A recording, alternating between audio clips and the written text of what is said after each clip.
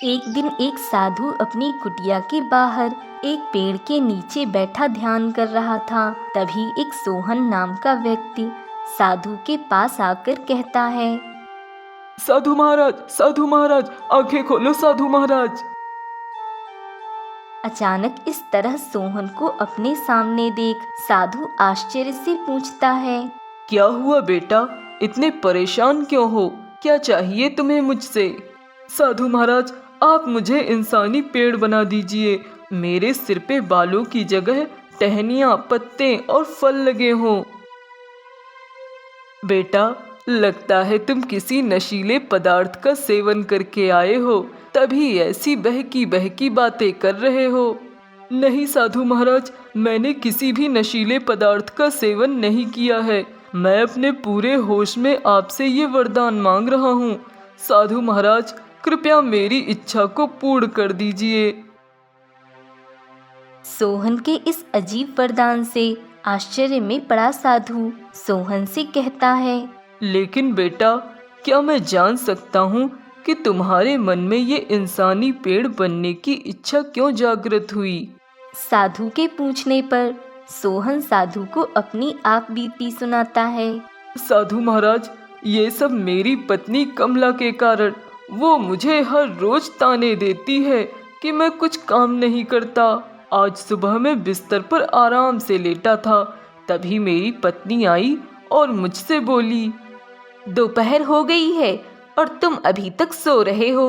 हे भगवान, किस आलसी इंसान से ब्याह हो गया मेरा। मेरी तो किस्मत ही फूट गई। कोई काम धंधा नहीं करता ये आदमी, बस पड़ा पड़ा खाता रहता है। अरे कमला, क्यों सुबह सुबह मेरी नींद खराब कर रही हो? इतनी दोपहर हो गई है और तुम्हारे लिए अभी सुबह ही है। कोई काम धंधा नहीं करते हो, घर में खाने को एक दाना नहीं है और तुम्हें किसी बात की कोई फिक्र ही नहीं। कितने आलसी हो तुम। अरे कमला, इतना क्यों परेशान होती हो? कर लूंगा काम धंधा। अच्छा, अब उठ गया हूँ तो बहुत भूख लगी है। वो जो फल रखे हैं वो फल काट के दे दो, खा लूं। नहीं दूंगी।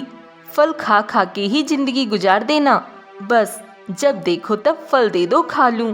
कोई काम धंधा मत करना, बस फल ही खाते रहना। तुम एक काम करो, अपने सिर पे एक पेड़ उगा लो फलों का, और जब भी भूख लगे तो अपने सिर से फल तोड़कर खा लेना। फिर मैं नहीं कहूँगी तुमसे काम धंधा करने को। साधु महाराज, जब कमला ने मुझसे इतनी तीखी बातें कही तो मुझे गुस्सा आ गया। इसलिए मैंने कमला से कहा, ठीक है, मैं जाता हूँ और अपने सिर पर फलों का पेड़ उगा कर ही आता हूँ। बस साधु महाराज, इसलिए मैं चाहता हूँ आप मेरे सिर पर फलों का पेड़ उगा दीजिए, मुझे इंसानी पेड़ बना दीजिए। फिर मुझे मेरी पत्नी कुछ नहीं कहेगी और मुझे फल खाने को मिल जाएंगे और ना ही मुझे कोई काम धंधा करना पड़ेगा। बेटा, तुम्हारी पत्नी की बातें भले ही तीखी और कड़वी हों, परंतु उसका लक्ष्य तुम्हें सही मार्ग दिखाना है। बेटा, जीवन की गाड़ी को चलाने के लिए परिश्रम तो करना ही पड़ता है। यदि तुम कोई काम धंधा नहीं करोगे तो तुम्हारा घर संसार कैसे चलेगा? साधु महाराज, वो सब मैं नहीं जानता। मुझे बस अपनी पत्नी को दिखाना है कि मैं पेड़ बनकर भी बहुत खुश रहूंगा और मुझे काम धंधा करने की कोई जरूरत नहीं पड़ेगी। ठीक है बेटा, मैंने तो तुम्हें जीवन का महत्व समझाने की कोशिश की, परंतु तुमने अपनी जीवन संगिनी की बात नहीं सुनी तो मेरी कहाँ सुनोगे। ठीक है, मैं तुम्हें वरदान देता हूँ, तुम एक इंसानी पेड़ बन जाओ। तुम्हारे सिर पर टहनियाँ, पत्ते और फल उगने लगें।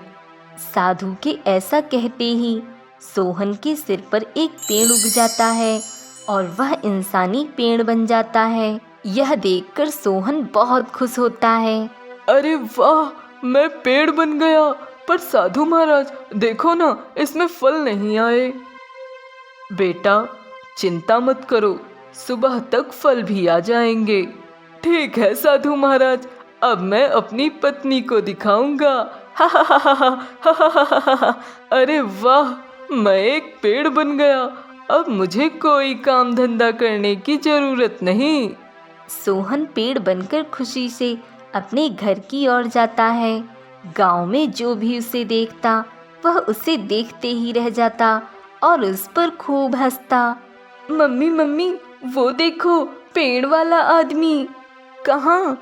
अरे हाँ, ये तो सोहन भाई है। इनके सिर पे ये पेड़ कैसे उगाया? तभी गांव का ही जगत सोहन को देखकर आश्चर्य से कहता है। अरे भाई सोहन, ये क्या, तुम्हारे सिर पे ये पेड़ कैसे उगाया? हाँ, अब मेरे सिर पे पेड़ उगाया है। अब मुझे कोई काम धंधा करने की कोई जरूरत नहीं होगी, समझे? इतना कहकर सोहन वहां से चला जाता है। अरे देखो, कितना आलसी आदमी है। सिर पे पेड़ उगा लिया पर काम धंधा नहीं करेगा, बेवकूफ कहीं का। तभी घर के बाहर खड़ी कमला सोहन के आने का इंतजार कर रही होती है। इतनी देर हो गई है, अभी तक नहीं आए, पता नहीं कहाँ चले गए। तभी कमला देखती है, सिर पे पेड़ उगाए सोहन घर की ओर आ रहा है। सोहन को देखकर कमला हैरान रह जाती है। ये क्या है? हे भगवान, आपने तो सच में सिर पे पेड़ उगा लिया। हाँ कमला, तुमने ही तो कहा था अगर मैं अपने सिर पे पेड़ उगा लूं तो तुम मुझसे काम धंधा करने को नहीं कहोगी। देखो, मैंने साधु महाराज की मदद से सिर पे पेड़ उगा लिया। सुबह तक इस पे फल भी आ जाएंगे।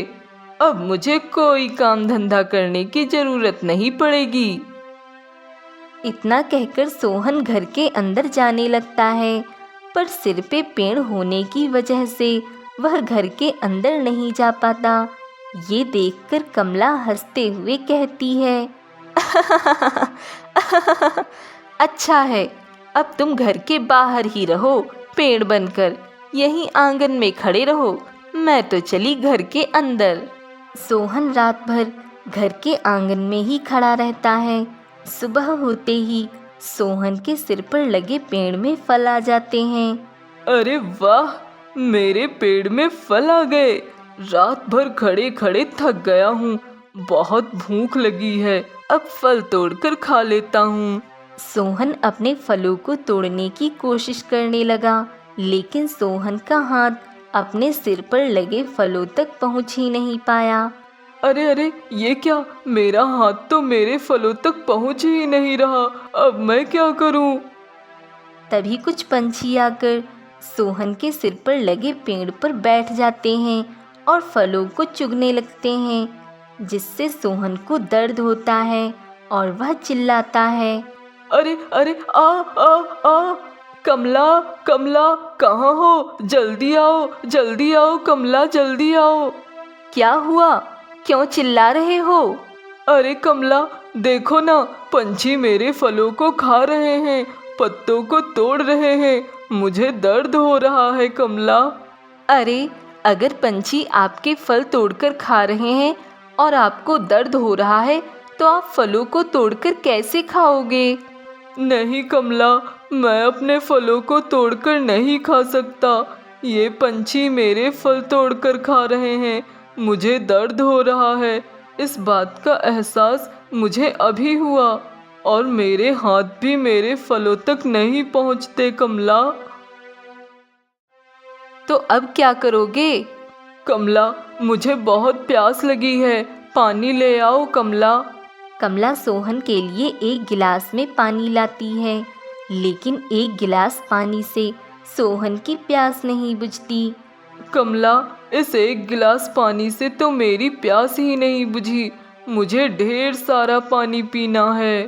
तभी कमला एक बाल्टी पानी लाती है। सोहन बाल्टी का सारा पानी पी जाता है। पानी पीने से सोहन के सिर पर लगे पेड़ का आकार और भी बढ़ जाता है, जिससे सोहन को अजीब भार का एहसास होता है। अरे, ये पानी पीने से तो मेरे पेड़ का आकार और बढ़ रहा है और इसका भार भी। अब मुझसे सहन नहीं हो रहा। इसका मतलब मैं जितना पानी पीऊंगा इसका आकार भी बढ़ेगा और भार भी। दोपहर होते ही काफी धूप हो जाती है। सोहन धूप में खड़ा परेशान होने लगता है। इतनी तेज धूप है, कमला कहाँ हो कमला, जल्दी आओ कमला। अरे आ रही हूँ। अब क्या हुआ? दोपहर की इतनी तेज धूप में आप मुझे बाहर क्यों बुला रहे हो? हाँ कमला, वही तो, देखो ना कितनी तेज धूप है। कल शाम से मैं खड़े खड़े परेशान हो गया हूँ, बहुत थक गया हूँ कमला। मुझे भूख भी लगी है, प्यास भी लगी है, पर कुछ नहीं खा सकता। और अगर पानी पीऊँगा तो मेरे पेड़ का आकार और भार दोनों ही बढ़ेगा। कमला, इससे अच्छा तो मैं इंसान ही ठीक था। काम धंधा ही तो करना पड़ता, उसके बाद आराम करने को भी तो मिलता। देख लिया अपने आलस और काम चोरी का नतीजा। इसीलिए मैं तुमसे काम धंधा करने को कहती थी, पर तुमने तो मेरी कभी सुनी ही नहीं। हाँ कमला, मुझे माफ़ कर दो। मुझे अपनी गलती का एहसास हो गया है। मैं वादा करता हूँ अब कभी आलस नहीं करूँगा और काम धंधा भी करूँगा। हाँ तो ठीक है, अब तुम साधु के पास जाओ और उनसे माफ़ी मांगो, वही तुम्हें वापस सही कर सकते हैं। हाँ कमला, तुम सही कहती हो, मैं अभी साधु महाराज के पास जाता हूँ। सोहन साधु के पास जाता है और साधु से माफ़ी मांगता है। साधु सोहन को माफ़ कर देता है और वापस पहले जैसा इंसान बना देता है। आपका बहुत बहुत धन्यवाद साधु महाराज। अब मैं वादा करता हूँ कभी भी आलस नहीं करूँगा, काम धंधा भी करूँगा और अपनी पत्नी की बात भी मानूँगा।